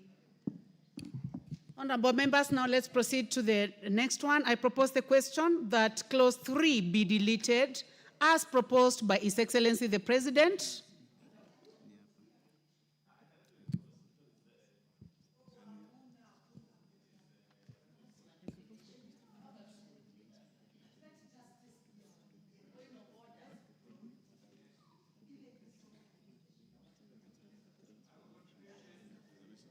Honorable members, I would like to take that again. I propose the question that the President's reservation to clause 3 be now approved. Chair, Health. Honorable Chair. Chair, Health, I hope you have the brief. Yes, I ask. Okay, thank you. Proceed. Honorable Chairperson, I beg to move that clause 3 be deleted as proposed by His Excellency the President. Chair, clause 3 of the bill seeks to amend section 5 of the Principal Act by inserting new paragraphs. The two insertions on the functions of the National Cancer Institute are promoting use of e-health, telemedicine for the prevention and management of persons with cancer, and promoting the treatment of persons with cancer as component of primary health care. These provisions are already covered under section 3 and on objects of the Digital Health Act. So once again, we have exactly the same situation as in the first place. And the committee did decide this, and the committee noted that and agreed with that. Thank you very much. Let me propose the question first. Honorable members, I now propose the question that clause 3 be deleted as recommended by His Excellency the President. I allow the Honorable Ocheng. Chair, I used to support the reservation, but we need to be clear so that members know what we are dealing with, Honorable Speaker. That at this stage, even if we were 232 and all of us said nay, it doesn't matter. So that this is gotten correctly and no one reads this in a wrong manner. Remember, there was a situation where we had here with the current Honorable Minister for Defense. We are dealing with a similar matter. There was pandemonium in the House, and it's clear that for us to be able to overturn the President's reservation, we must raise the requisite numbers. So we can all of us in the House today say nay. It won't matter. I think this needs to go on the record so that members don't mislead their constituents or the public. That for us to overturn these reservations, we must raise 233 members of parliament. So even if you're 232 of us, and all of us say... Deputy Majority Leader, please sit. I'm so sure the Honorable Cheng is feeling intimidated. So please proceed. No, he wouldn't. This one came to parliament after Aaron came, so he wouldn't intimidate me. So it has to be clear on that and I agree with the Honorable Bayer that we should use this tool sparingly. The tool that is the presidential reservation should be used extremely sparingly, and above all, it should not be used to stifle a law that has been passed by Parliament. Honorable Chair, I always mourn. It's a bill I brought to this House 3 times. It was passed. In those 3 times, went to the President, and I was told about the President's reservations and the bill resigned 1 year later. And that's why I believe that even us as Parliament, we should try to get away with disciplining this. Otherwise, the body that makes law is Parliament, not the Presidency. And we should try to ensure that the issues that come with the President are, in my opinion, extreme circumstances, exceptional circumstances, unforeseen circumstances, not any matter willy-nilly. I support, Madam Chair. Thank you. I have a point of order from a member for Kilgoris. What exactly is out of order? It's just a point of order because I wanted to add on to what our friend... But would you like me to give you a chance to contribute instead of adding? No. It's just a point of order. That actually to emphasize the fact that it is always a default position. The default position is that the ayes have it. If the Speaker is not clear, or if the Speaker knows that the eventual answer is that they are not 2/3, even if they had more voices saying nay, the default position in this petition is they have it. The ayes have it. And it's as sympathetic as this problem might be, because apparently I always thought the Honorable Bayer, being a very strong leader from Kilifi of the UDA party, has a lot of access to His Excellency the President. This position, the leader of majority should have access, because if the voice of the advisors becomes stronger than that of the leader of the majority, it is going to have a lot of problems. Because maybe it's not even the cabinet secretary, maybe it's the advisor who went and said this thing should not be like this, and we'll be getting legislation from State House instead of getting legislation from this House. Thank you. Honorable members, we are not debating. We are in the committee of the whole House. You can only say something if I give you a chance. And I'd given you a chance to say something before. Well, you'll say something after the majority leader. Yeah. Chair, I want to draw this House to the time when the current Cabinet Secretary for Defense, Honorable Soipan Tunya, was on the seat where you are.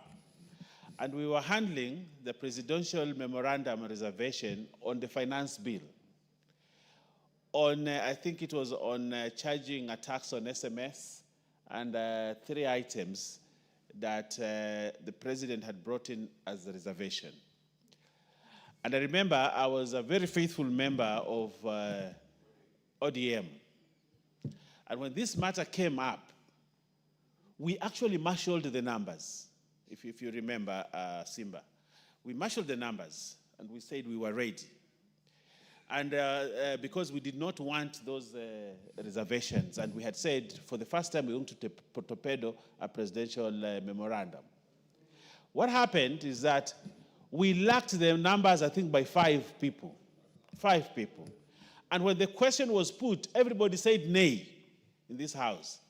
But the Honorable Soipan Tunya, because she was aware of the rule 115, she said the nays have it. No, she said the ayes have it. And it became pandemonium. And the media and everybody else highlighted it and said that Soipan had made a mistake. But she was right. And when I sat there, I remember J.B. Muturi asked me one question. He said, Owen, how many were you? I said we were 230. So is it wrong that Soipan Tunya did what she said? I said she was not wrong. She was right.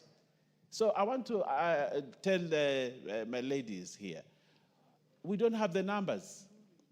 We don't have the numbers to torpedo a presidential. What Dawood should have done from yesterday was to have marshaled 233 members here. That's what he should have done. He's a wealthy, very well-connected man. And he would have used his position to influence every member to be in the House so that we can actually raise 234. Thank you, Honorable Baya. The Honorable Dawood. Chair, I believe you've got the memorandum in front of you, and I've got it in front of me.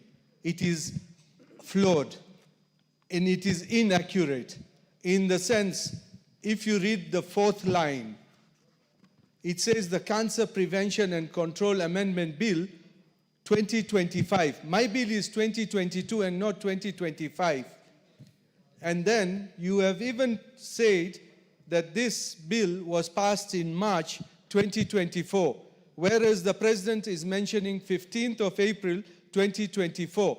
So I think we're probably not talking about the same bill, because my bill is the Cancer Prevention and Control Amendment Bill of 2022 and not of 2025. Order, Honorable Dawood. I do not want you to mislead this House or even mislead the public.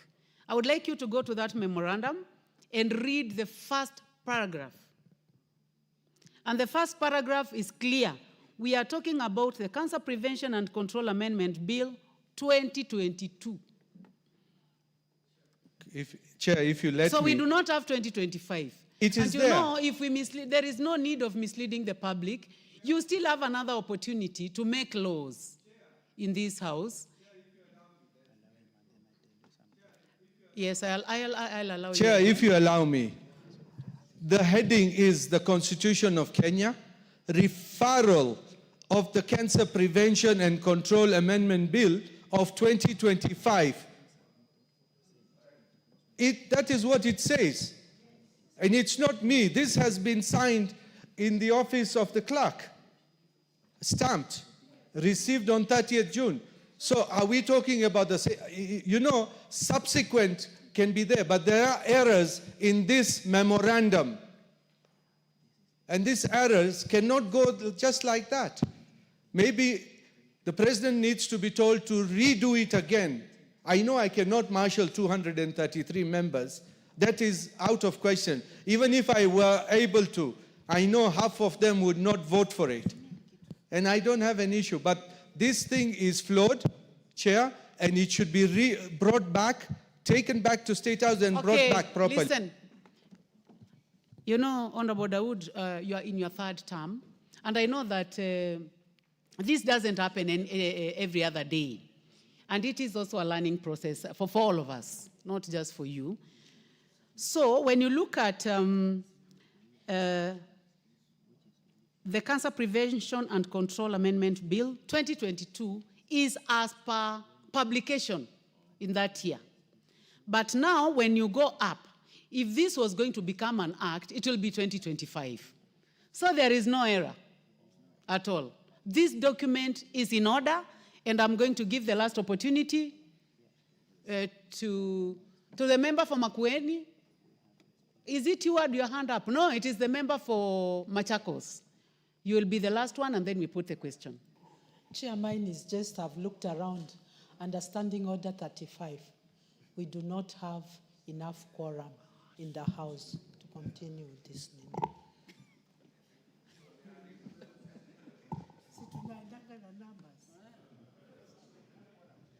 don't have quorum.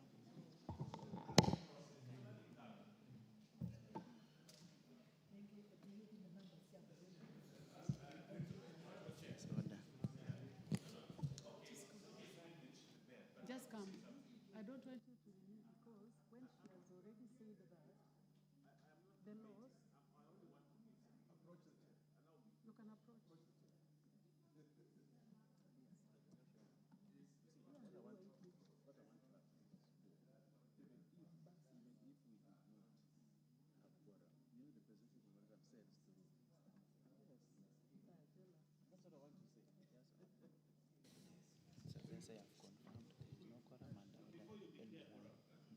What is out of order before I make the statement?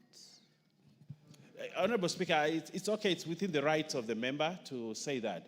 But also, so that because this is a learning process and we learn as we proceed, you need a presidential memorandum and Article 115. And I want members to read the Constitution.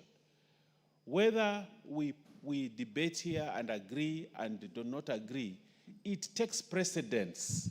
Order, Honorable. Order, Honorable Wenbaya. Now, I order that the bell be rung for 10 minutes. Unfortunately, the member for Taita Taveta, you cannot work out, so please come back. So let the bell be rung for 10 minutes.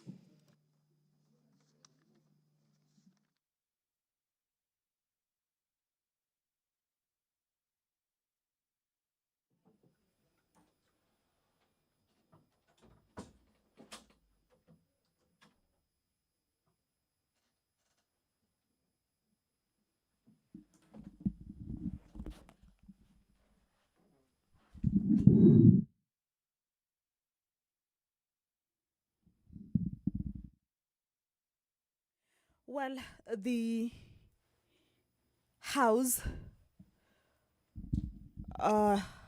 has been faced with a quorum hitch during the proceedings of its business. Before that point of order by the Honorable Member for Machakos County to alert the chairperson, the House was considering, or was at the committee of the whole House, considering the President's reservations to the Cancer Prevention and Control Amendment Bill, a bill originating from the National Assembly and sponsored by the Honorable Rahim Dawood, and some of the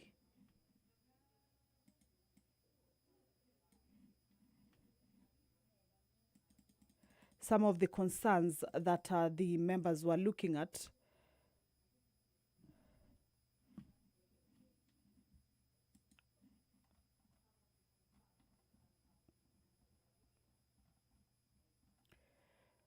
include clause 2, clause 3, as well as clause 4.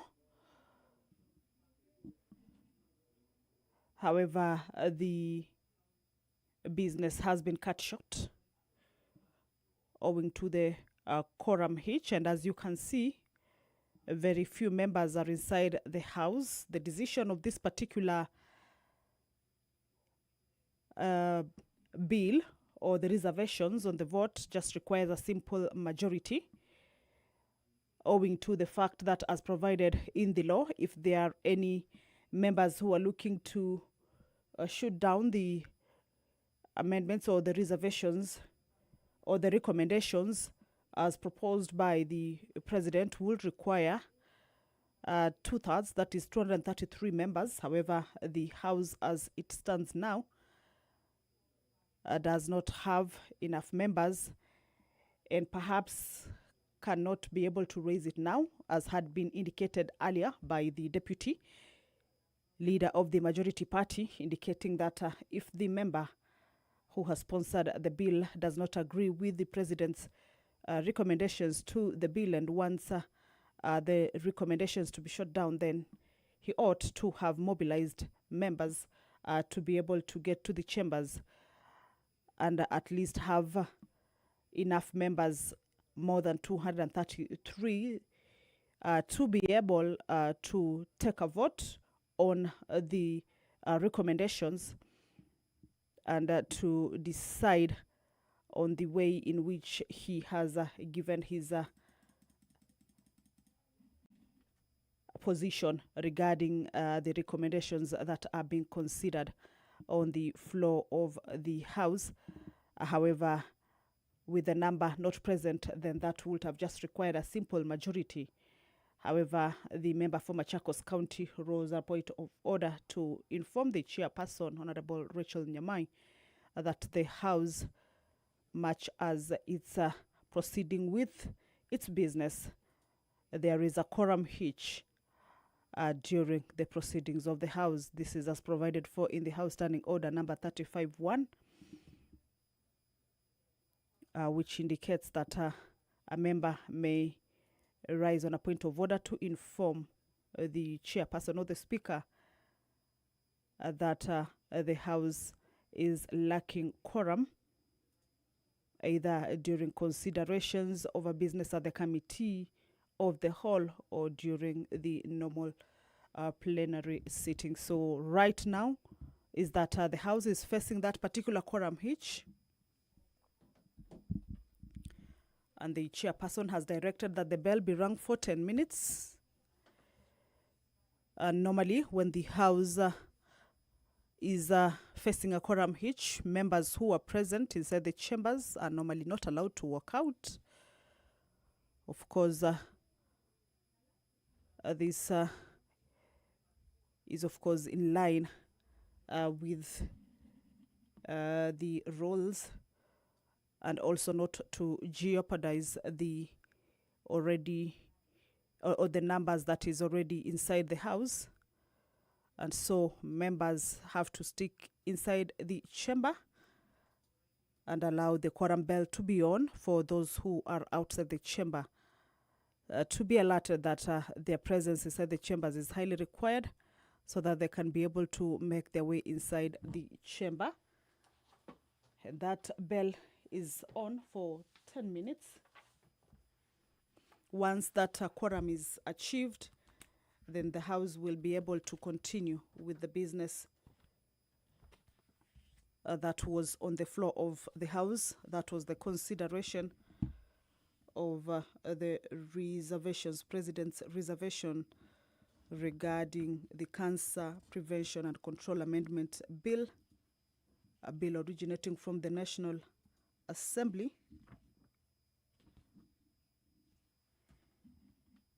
and sponsored by the Honorable Member Rahim Dawood. Standing Order number 35, paragraph 1, which talks about the quorum during the proceedings of the House, indicate that if at any time after the chair is taken or when the House is in a committee, which is the situation now, a member objects that there is not a quorum present, the Speaker or the chairperson shall count the members in the House or the committee, as the case may be.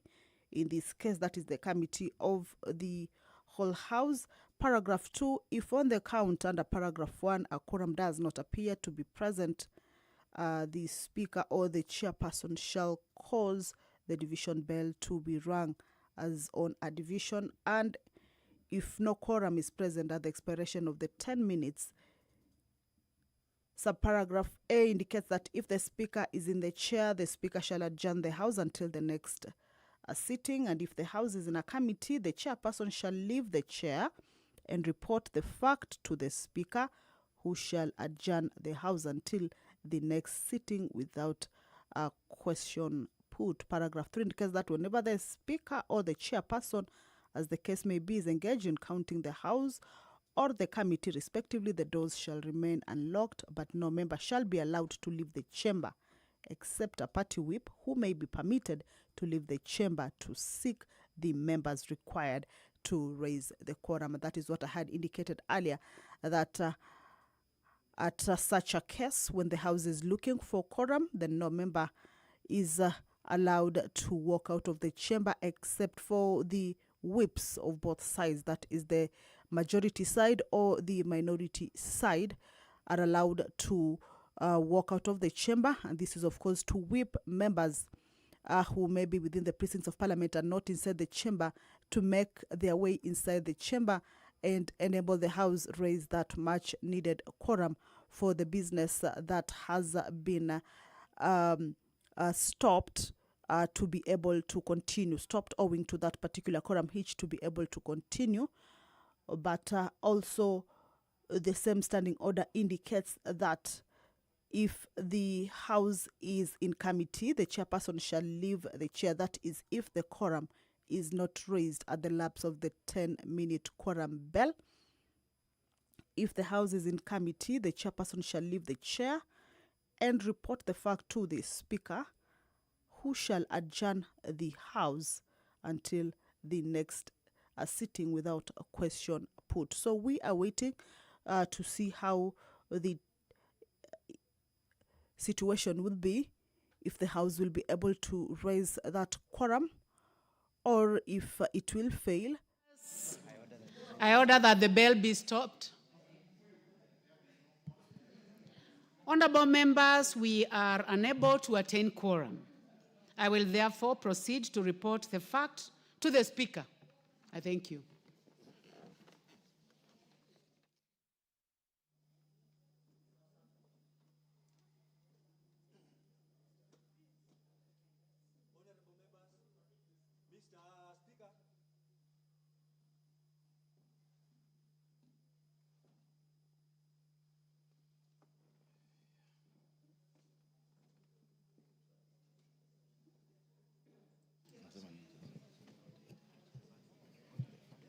Chairperson, proceed. Thank you very much, Honorable Speaker.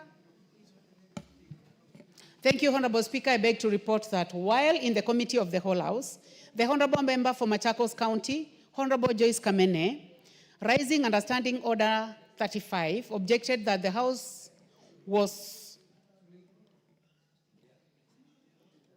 did not have quorum.